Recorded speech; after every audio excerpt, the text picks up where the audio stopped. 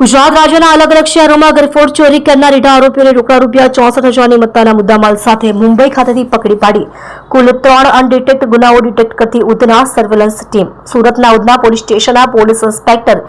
S.N. Desai તથા police inspector J.S. જામરે નાઓના માર્ગદર્શન હેઠળ તથા surveillance police sub inspector M.K. ઈશાણી નાઓના નેતૃત્વ હેઠળ police sub inspector H.Z. Patel તથા હેડ કોન્સ્ટેબલ કમલેશભાઈ લીલાભાઈ તથા પોલીસ કોન્સ્ટેબલ ભાવેશભાઈ દુલાભાઈ નાઓ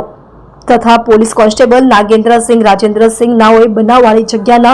સીસીટીવી ફૂટેજ તપાસી તથા સેલ ડમ્પની માહિતી મેળવી ઉપરોક્ત ગુનામાં ગરફોડ ચોરી કરનાર આરોપીઓ સિરાજ જમઈ ખાન ઉંમર વર્ષ 32 ધંધો મજૂરી કામ રહે કમાટીપુરા થાના નાગપડા મુંબઈ મહારાષ્ટ્ર મૂળ વતન બનગઢી થાના ગિરન જિલ્લો સરાવસ્તી उत्तर प्रदेश तथा मेराज नुरुद्दीन खान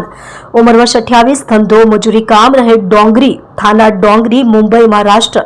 वतन बनगटी थाना गिरन जिल्लो सरावस्ती उत्तर प्रदेश नावने मुंबई खातेथी पकड़ी पाड़ी जेओनी युक्ति प्रयुक्तिथी पूछपरछ करता तेओए उधना खाते घरफोड़ चोरी कर्या बाद 8 દિવસ બાદ રાજકોટ શહેર ખાતે એક દુકાનનું શટર તોડી રોકડા રૂપિયા તથા મોબાઈલની ચોરી કરેલ હોવાનું જણાવેલ અને આજથી 2 મહિના પહેલા રાજકોટ શહેરમાંથી એક દુકાનનું શટર તોડી રોકડા રૂપિયા 1,50,000 તથા બાજુની દુકાનમાંથી રોકડા રૂપિયા 10,000 મળી કુલ રૂપિયા 1,60,000ની ચોરી કરેલ હોવાનું જણાવેલ જે બંને આરોપીઓને રોકડા રૂપિયા 64,000ની મત્તાના મુદ્દામાલ સાથે પકડી પાડી કુલ 3 અનડિટેક્ટ ગુનાઓ ડિટેક્ટ કરી ઉપરોક્ત પોલીસ કર્મચારીઓએ ખૂબ જ સારી અને પ્રશંસનીય કામગીરી કરેલ છે।